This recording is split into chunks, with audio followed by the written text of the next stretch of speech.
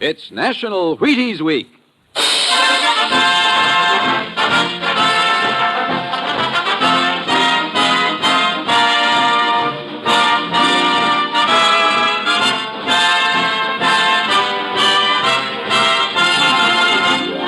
Yes, it's National Wheaties Week, and Wheaties present Dangerous Assignment.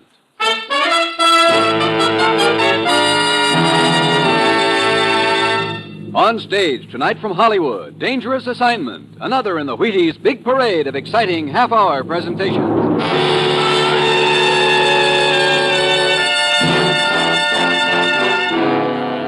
Dangerous Assignment, starring Brian Donlevy as Steve Mitchell.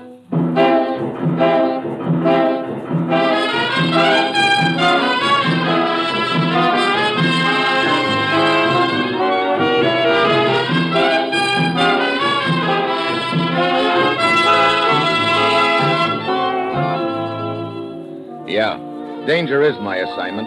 I get sent to a lot of places I can't even pronounce. They all spell the same thing, though, trouble. But when I walk into the commissioner's office, I don't realize it's going to involve my trying to hold Western Europe together with 2 mirrors, a book of matches, and a rusty razor blade.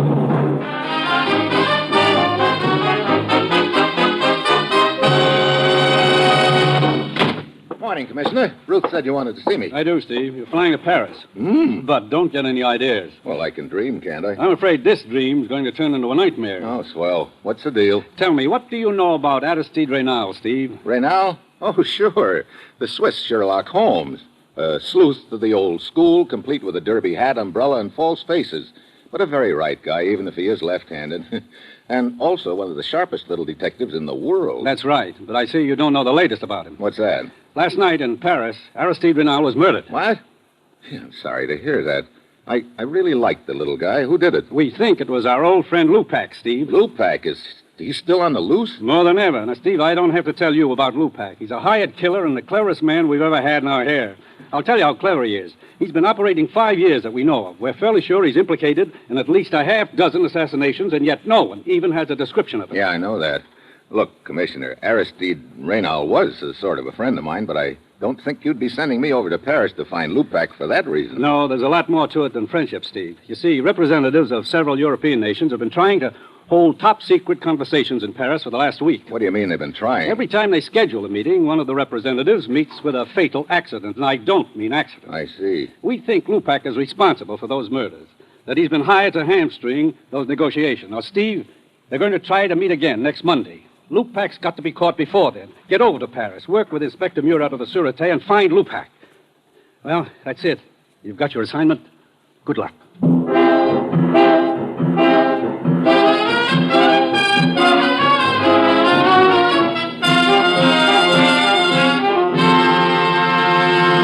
Dangerous Assignment will continue in a moment. Now, here is the Wheaties man, Frank Martin. Say, friends, are you celebrating proper? It's National Wheaties Week, you know.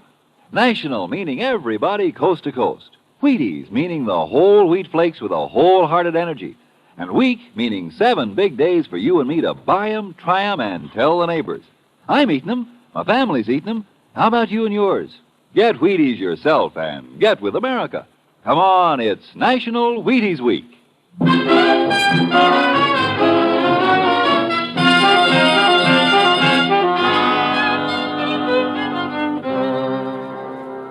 That's what I like about my job. The commissioner's always so nice to me. He gives me a whole weekend in Paris, and all I have to do is find a killer nobody's ever lived to describe. I should be so lucky. Well, it's Friday when I get to Paris. I go to the headquarters of the French Sûreté, and Inspector Murat is waiting for me. Mitchell, all of us here at the Sûreté feel we have lost an honored colleague in Monsieur Aristide Reynal. What facts can you give me about Reynal's murder, Inspector? Unfortunately, very few. We know only that Reynal's body was discovered yesterday morning in the apartment of a man named Belog. Belog? Who's he? We have no idea, Mitchell. This Belog has dropped completely out of sight. Do you have any description of him? We have managed to piece together a slight description by questioning the other tenants. Belog is a small man, dark, with a mustache and a Van Dyke beard. He customarily wears horn-rimmed glasses and a beret. Great. That description could fit 1,000 guys in Paris. True. You know, there's a little idea pecking at my brain, Murat. I should not be surprised if it were the same idea that occurred to me, Mitchell. Namely, that this mysterious Monsieur Belog might be the hired killer we seek, Lupac. Yeah. You got a key to this Balog's apartment, Commissioner? Yes, we have left everything untouched for the time being. Good. Come on. I'd like to take a look at it.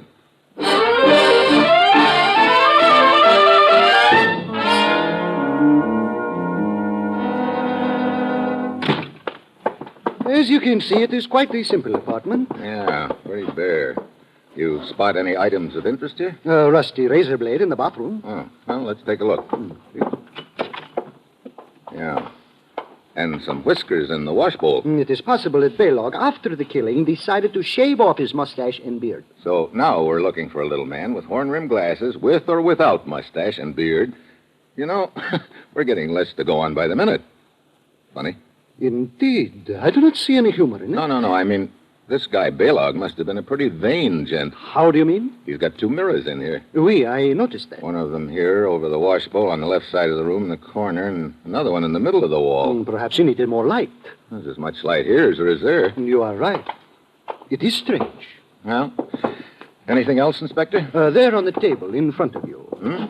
This matchbook? Yes. Note that there are but 2 matches remaining on the right side. Well, right now, I'm more interested in noting the name on the cover. Hugo's. What's that? A small restaurant on the Boulevard de Clichy. Well, when you don't know where to start, I guess one place is as good as any other, Inspector. Besides, I'm hungry anyway. I'll see you later.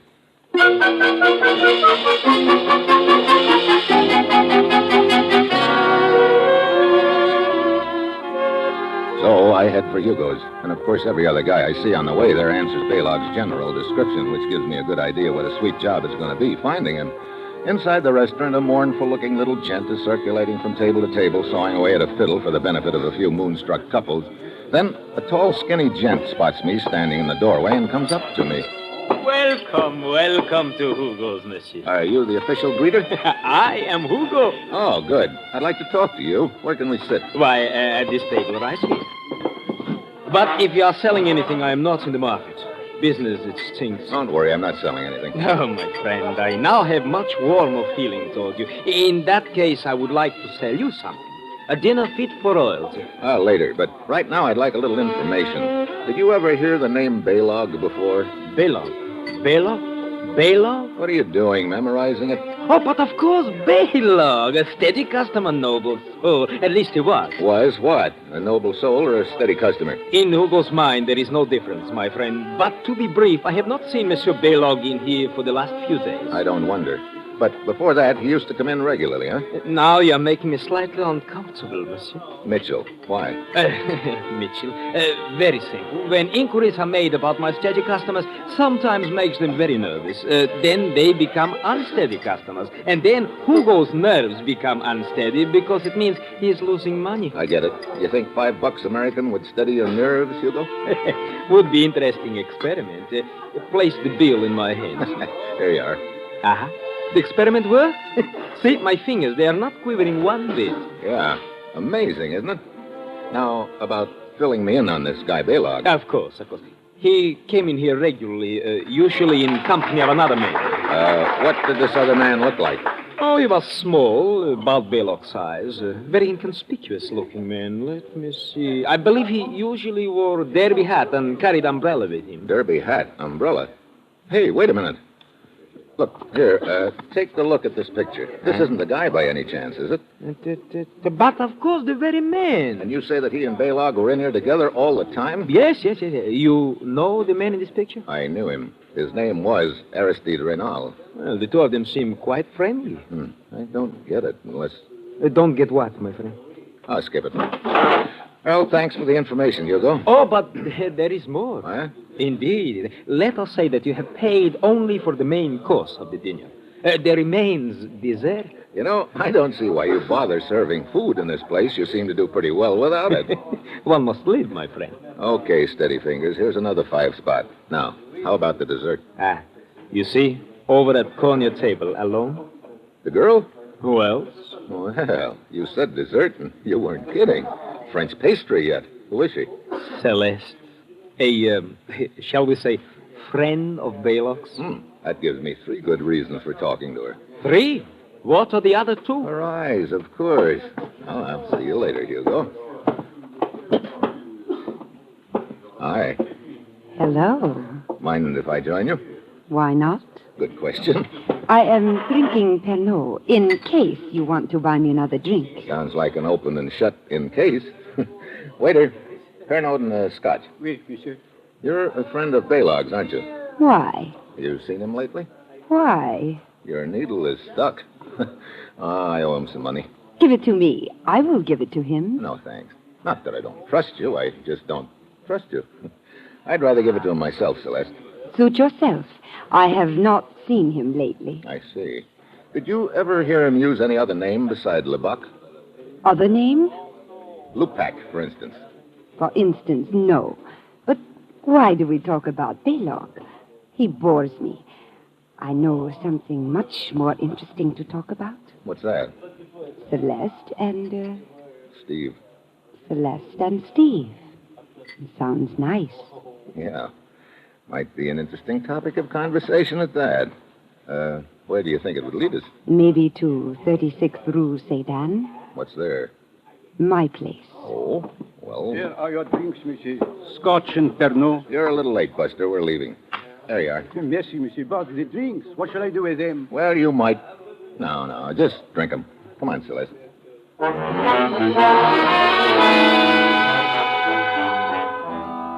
We drive up and stop at her place and start in. Then I catch a glimpse of a figure standing in the shadows of the alley across the street. Could be Balog, alias Lupac. Celeste promises to wait, goes inside, and I walk down to the end of the block. Then I cross over and circle around that block. I came up the alley behind the guy, but when I get into the alley, there's enough light to tell me that no one else is in there. I come out across the street from Celeste's apartment, and still no one in sight. I start to turn for another look back down the alley, but just then an arm swings down out of the doorway beside me, and something awfully hard connects over my right ear. Knocks me to the ground. I fight to get up on my hands and knees, but just as I do, I get it again. I grab for the legs in front of my bleary eyes, but this guy must be enjoying it. The third time is the charm. Out I go.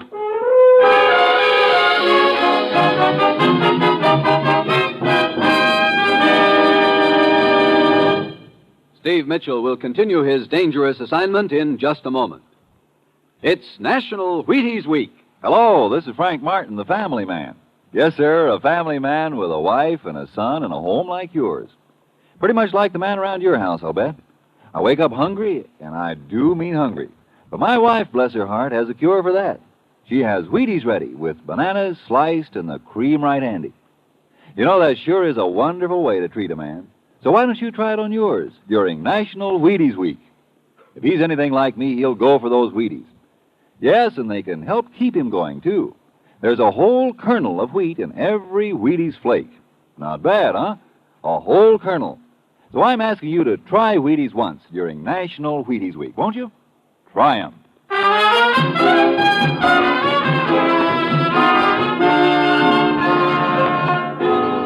And now, back to Dangerous Assignment and Steve Mitchell.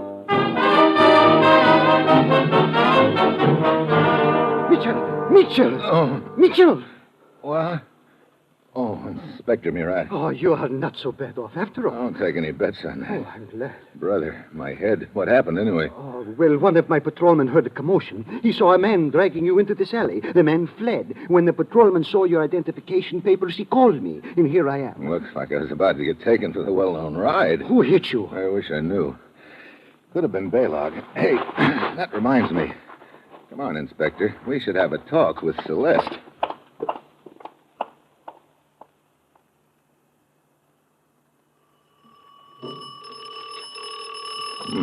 No answer. She may have gone. On the other hand, she may be hiding in there. You got a pass key? Oui.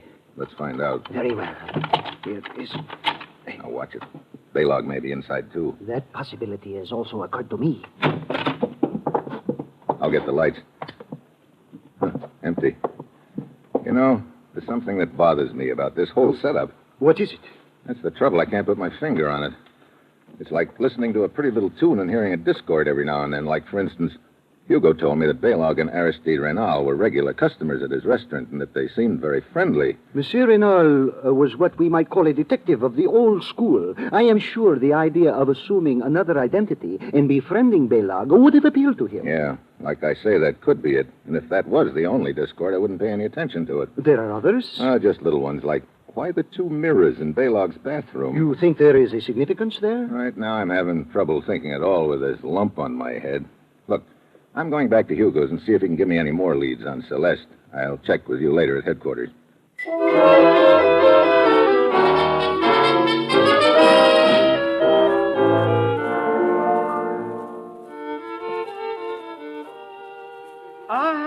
Good evening, Monsieur Mitchell. Hello, Hugo. Hey, looks like you're doing quite a business. No, these are not customers. They are would-be waiters. Waiters. Today I need a waiter. I put in paper advertisement, and they pour in a flood. Oh, but I do not think that you come back here to talk about waiters. Did you find your friend Balog? No, I can't even find Celeste. No. Hey, there's $10 in it for you if you let me know the next time she drops in here. $10? $10. Is it a deal? My friend, for that I will not only let you know, I will have her here waiting for you in chains.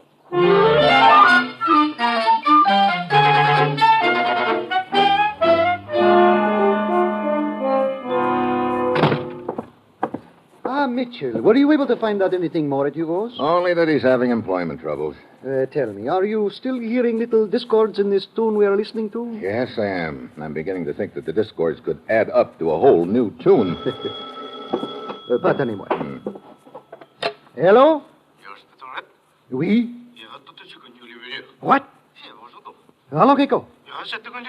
Very well. The trail is warming up, Mitchell. How so? At your suggestion, I have had one of my men watching Celeste's apartment. He reports that a man answering Balog's general description just went inside. Okay. Well, that sort of knocks my new tune into a cocked hat. Come on, let's go.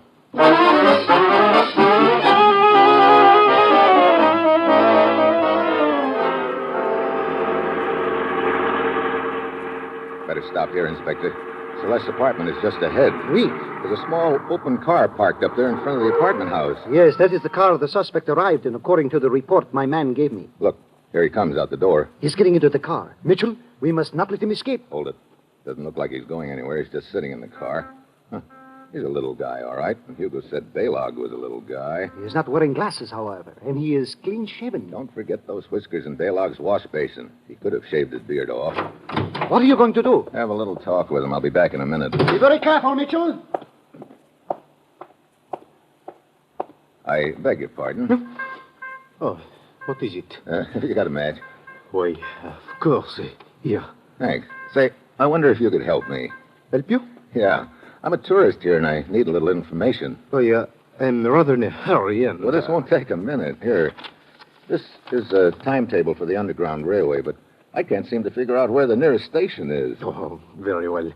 Excuse me. I must put on my glasses.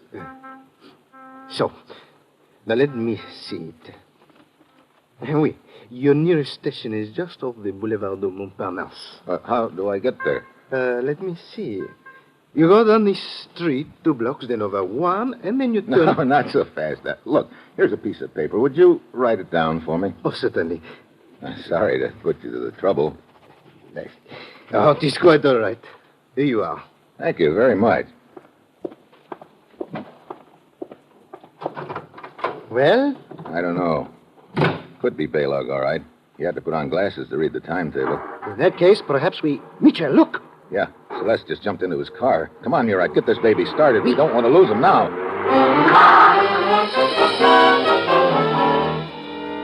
So, for the next 30 minutes, we chased them down a dozen assorted side streets and alleys, but we can't seem to gain on them. Finally, we spot the car pulled up in front of a 4-story warehouse. Neither the little guy nor Celeste is in the car. We pull up behind it. They must be somewhere in that building, Mitchell. Yeah, but where? This is a lot of building, looks like. One of us had better go to the rear entrance, the other take the front. Okay, you, Murat, get back!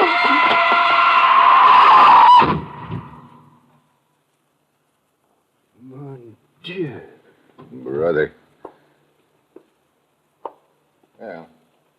This is the guy we were chasing, all right, or what's left of him. No identification on him, but that does not surprise me.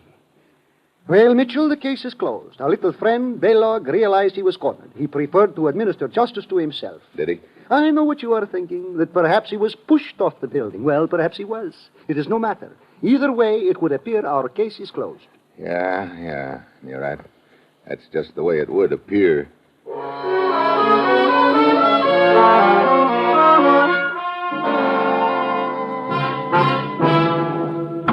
Monsieur Mitchell, international cooperation is a wonderful thing, and it has been a privilege to work with you in this affair. But I must say I am becoming increasingly annoyed at your present attitude. Sorry. It is true we have identified the body as that of Harold Pravda, an unemployed waiter. But to me, this means nothing. If Baylog was Lupak, as we believe him to be, he was quite capable of assuming a dozen different identities. I know all that, Inspector. But I tell you, the whole thing fits into place. Observe. First, we know that Aristide Reynal was on the trail of the notorious Lupak. Second, Reynal is murdered in the apartment of a mysterious little man named Baylog. Third, we know that Celeste is a friend of Baylog's. Fourth, we chase Celeste and a little guy to a warehouse. The little guy takes a diver, gets pushed off the roof. Exactamo. And furthermore, this little guy, as you call him, answers Baylog's description, even to the horn-rimmed glasses which he put on to write directions for you when you approached. Hey, hold it right there. What? You just said something, Inspector.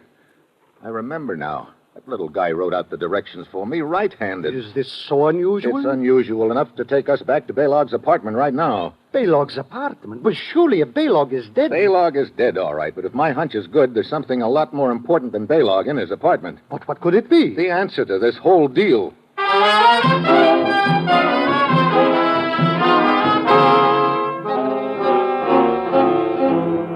Inspector, one of the things you showed me when we were here in Baylog's apartment before was this matchbook on the table. But of course, that led us to Hugo's restaurant. Yeah, and that's all I was paying attention to at the time. I should have paid more attention to the fact that the remaining matches were on the right-hand side of the book. That means the person who was using those matches was left-handed. Granted, he picked off the matches with his left hand. Aristide Reynal was left-handed. Of course he was, Mitchell. We both know that. But what does that prove?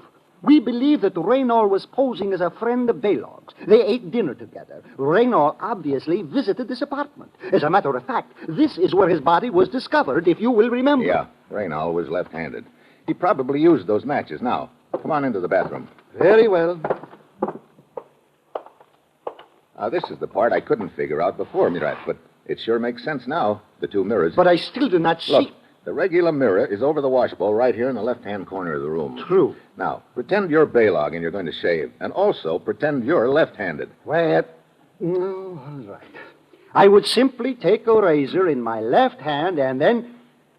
Mitchell. Yeah, that's right, Inspector. There's not enough room between the mirror and the wall on the left side for a left-handed man to shave. Yes. You'd probably cut your nose off. That is why Baylog set up the other mirror farther along the wall. Yeah. Inspector, doesn't it strike you as a pretty big coincidence that both Reynal and Baylog happen to be left-handed? What are you suggesting? I'm suggesting that Reynal and Baylog were one and the same man. What? But that is impossible. Is it? Look, we know Reynal liked to adopt various disguises. I think he grew a beard, rented this apartment under the name of Baylog, and went after Lupak. Then, when things got too warm, he shaved off his beard, but it was too late. Lupak killed him, and his body was correctly identified as Reynal. But Hugo himself told us he had seen Reynal and Baylog dining together frequently in his restaurant. That's the point, Inspector. That means that... That means that Hugo was lying. Well, Hello, Hugo. I figured you'd be pretty close on our trail at this point. I had to be sure you were convinced that the little man who, shall we say, fell off the roof was Baylog. Unfortunately, you are not convinced, that's all. Then Hugo is Lupak. That's about the way it adds up. I have that honor indeed. Inspector, the hand away from the pocket, please. I admit there are more artistic ways of killing than with this gun of mine, but I am a practical man. I always suit the weapon to the occasion. You were pretty smart in this deal, weren't you, Hugo? Up to a point. When you found out that we believed there was a guy named Baylog and that he'd killed Reynal, you decided to keep the story alive. You even went so far as to hire a little waiter who might pass for Baylog. You made a deal with him to take us on a chase through town. Then you shoved him off the building, hoping that would close the case and take the heat off of you. Stay where you are. So it did not work. However, you are the only two who know it did not work. And you can be easily disposed of. Mitchell, stay where you are. Don't worry, Hugo. I'm not getting any closer to you. I'm just walking sideways. Stop. You know, Hugo, for the first time in your life, you're going to have to make a choice. I said stop. Okay. What do you mean? Up to this point in your illustrious career, you've always been told who to kill. Now you've got to choose, me or Murat. I shall kill both of you. Oh, no. We're on opposite sides of the room now, and you're right in the middle. Whichever one you shoot, the other's going to jump you, and you won't have time to get us both. So, which one of us it is going to be, Hugo?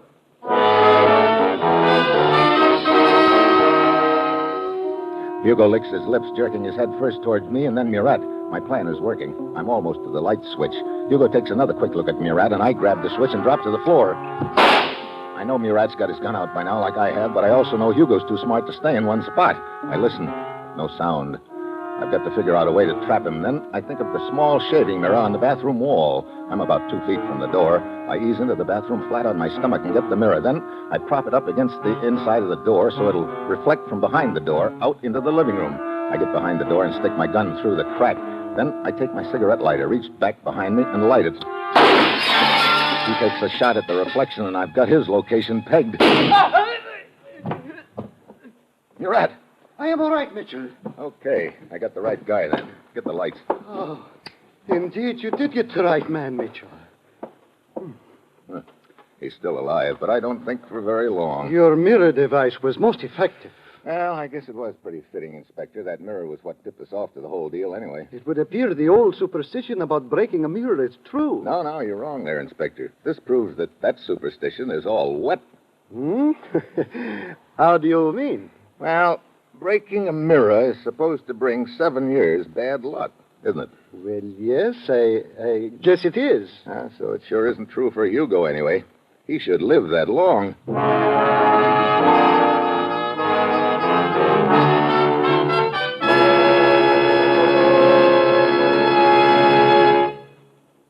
You have just heard the conclusion of Dangerous Assignment. Now, here is the Wheaties man, Frank Martin. It's National Wheaties Week. That was my wife.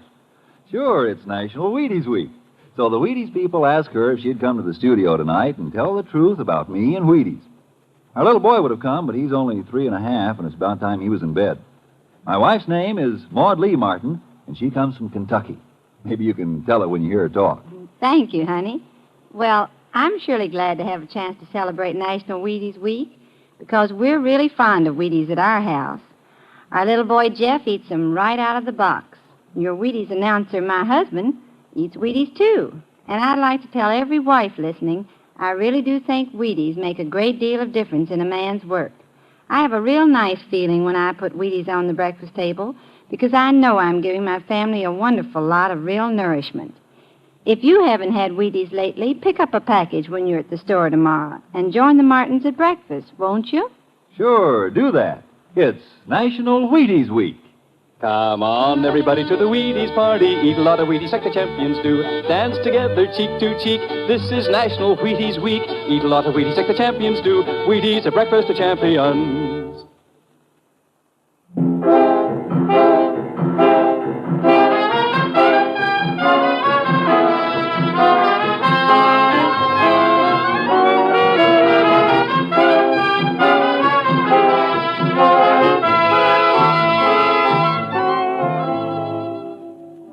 Dangerous Assignment, starring Brian Donlevy as Steve Mitchell, is written by Bob Wright, with music composed by Basil Adlam and conducted by Ralph Hollenbeck, and is produced and directed by Bill Carn. Join us again next Wednesday when Brian Donlevy as Steve Mitchell embarks on another Dangerous Assignment. And this is the Wheaties man, Frank Martin, inviting you to listen Thursday, that's tomorrow night, to Sarah Berner in Sarah's Private Caper on the Wheaties Big Parade. See you then. And remember, it's National Wheaties Week.